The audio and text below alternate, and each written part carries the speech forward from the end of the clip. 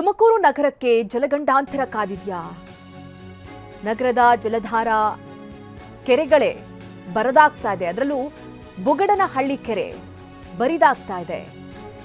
Dead storage ಹಂತಕ್ಕೆ ತಲುಪ್ತಾ ಇದೆ ಬುಗಡನಹಳ್ಳಿಯ ಕೆರೆ.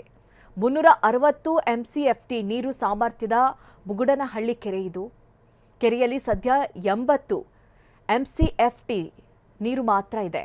ನಗರಕ್ಕೆ ಪ್ರತಿದಿನ 2 MCFT ನೀರು ಪೂರೈಕೆ ಆಗುತ್ತೆ. ಮುಂದಿನ ತಿಂಗಳು ಬುಗಡನಹಳ್ಳಿ ಕೆರೆ ಬರಿದಾಗುವಂತಹ ಆತಂಕ ಕೂಡ ಎದುರಾಗ್ತಾ ಇದೆ. ನೋಡಿ, ಅಲ್ಲಿನ ಜೀವನಾಡಿ ಅದು. ಕುಡಿಯುವ ನೀರಿಗಾಗಿ ಯಾವ ರೀತಿ ಈಗಾಗಲೇ ಪರದಾಡುವಂತಹ ಪರಿಸ್ಥಿತಿ ನಿರ್ಮಾಣ ಆಗಿದೆ. ಎಷ್ಟೋ ಕಡೆಗಳಲ್ಲಿ ನೀರೇ ಬರ್ತಾ ಇಲ್ಲ. ಈಗ ಇಂತಹ ಜಲಮೂಲವೇ ಬತ್ತೋಗ್ತಾ ಇದ್ರೆ ಮುಂದಿನ ದಿನಗಳಲ್ಲಿ ಏನ್ ಕತೆ ಅಂತ ಹೇಳಿ. ಬಿಸಿಲ ಬೇಗೆ ಮಧ್ಯೆ ಕುಡಿಯುವ ನೀರಿಗಾಗಿ ಹಾಹಾಕಾರ ಎದುರಾಗಿದೆ. ದಾವಣಗೆರೆಯಲ್ಲಿ ನೀರಿಗಾಗಿ ಗ್ರಾಮಸ್ಥರು ಪರದಾಡ್ತಾ ಇದ್ದಾರೆ. ಹಲವು ವರ್ಷಗಳಿಂದ ದುರಸ್ತಿ ಆಗದ ನೀರಿನ ಟ್ಯಾಂಕ್ ತುಕ್ಕು ಹಿಡಿದಿದೆ. ಅಲ್ಲಿನ ಪೈಪ್ಗಳೆಲ್ಲವೂ ಕೂಡ ತುಕ್ಕು ಹಿಡಿದು ಹೋಗಿದೆ. ದಿನನಿತ್ಯ ಗ್ರಾಮಸ್ಥರು ಪರದಾಡುವಂತಹ ಪರಿಸ್ಥಿತಿ.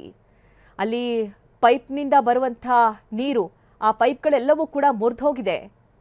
ಅಲ್ಲಿಂದನೇ ನೀರು ಪಡೆಯುವಂತಹ ಪರಿಸ್ಥಿತಿ ಇದೆ.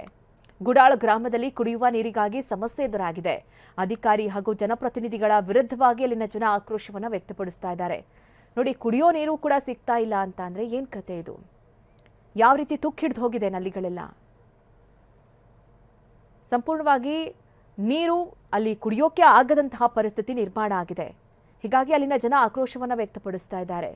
ಯಾವ ಅಧಿಕಾರಿಗಳು ಕೂಡ ಭೇಟಿ ಕೊಟ್ಟಿಲ್ಲ, ಯಾವ ಜನಪ್ರತಿನಿಧಿಗಳು ಕೂಡ ಕೇಳೋರಿಲ್ಲ ಅಂತಹ ಪರಿಸ್ಥಿತಿ ಇದೆ.